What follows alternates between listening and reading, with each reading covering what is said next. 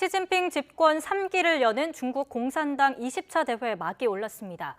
시진핑 총서기는 개막 연설에서 타이완 무력 통일도 불사하겠다는 입장을 밝혔는데요. 베이징 연결해서 자세한 이야기 들어보겠습니다. 강정규 특파원. 네, 베이징입니다. 네, 개막식에서 타이완 문제에 대한 강경 발언이 나왔다고요? 네, 당대회는 한국 시간으로 오전 11시 베이징 인민대회당에서 개막했습니다. 시진핑 총서기의 정치 보고로 일주일간의 일정에 돌입했는데요. 보고는 지난 5년 동안의 성과를 결산하고 향후 5년의 청사진을 제시하는 일종의 출사표라고 할 수 있습니다. 특히 이번에 장기 집권의 길로 나아가는 시진핑은 향후 100년의 역사적 과제로 중국식 현대화의 전면 추진과 공동부유를 내세웠습니다. 1978년 개혁개방 이후 일부가 먼저 부유해진다는 선부론에 입각했다면 공동부유는 분배에 초점을 두겠다는 정책 기조입니다. 특히 관심이 쏠린 대목은 타이완 문제에 대한 강경 발언이었습니다. 타이완과 평화 통일을 위한 노력을 계속하겠다면서도 무력 사용을 포기한다는 뜻은 결코 아니라고 천명한 겁니다. 이어 무력 사용은 광범위한 타이완 동포가 아니라 극소수의 독립 분열 세력과 외세 간섭을 겨냥한 것이라고 강조했습니다. 특히 타이완 문제 군사 개입을 공식화한 미국에 대한 경고로 들립니다. 안 그래도 2027년 중국의 타이완 침공설이 끊이지 않았는데요. 시진핑 집권 말년이자 인민해방군 창설 100주년이 되는 해입니다.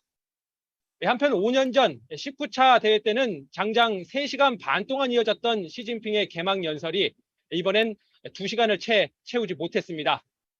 또 시 주석이 중간에 계속 헛기침을 하는 등 예전만 못한 장면이 고스란히 전파를 타기도 했습니다.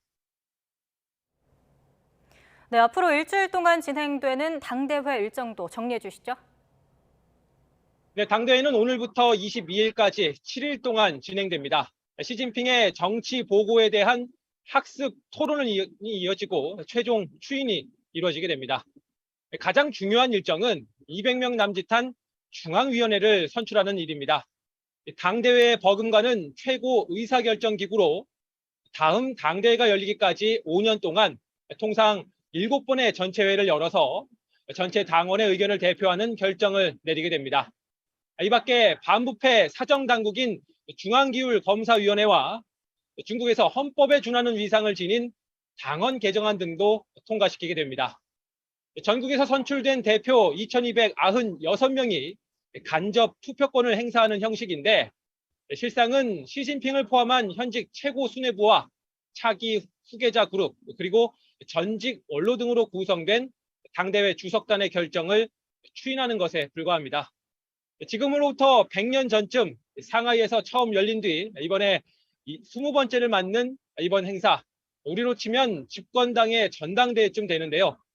그러나 중국은 일당 체제이자 국가보다 당이 먼저여서 가장 크고 중요한 정치 행사라고 할 수 있겠습니다.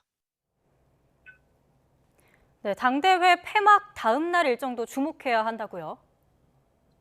네, 당대회 폐막 이튿날인 23일 일요일 새로 구성된 중앙위원들이 첫 번째 전체회를 엽니다. 줄여서 20기 일중전회라고 부르는데 여기서 차기 정치국 위원 25명을 선출합니다. 그 중에서도 핵심은 7명 또는 9명으로 구성될 상무위원들입니다. 앞으로 5년 동안 전당, 전 인민으로부터 권력을 위임받아 중국을 이끌어가게 되는 조직입니다. 전체 인구의 7%에 불과한 공산당이 중국을 통치하고 전국 대표대회에서 중앙위원, 다시 정치국, 그리고 소수의 상무위원으로 권력이 집중되는 피라미드 구조입니다. 더 나아가 이번 대회는 시진핑 1인의 집중 통일 영도를 추인하는 대관식이 될 거란 평가가 나오고 있습니다. 지금까지 베이징에서 YTN 강정규입니다.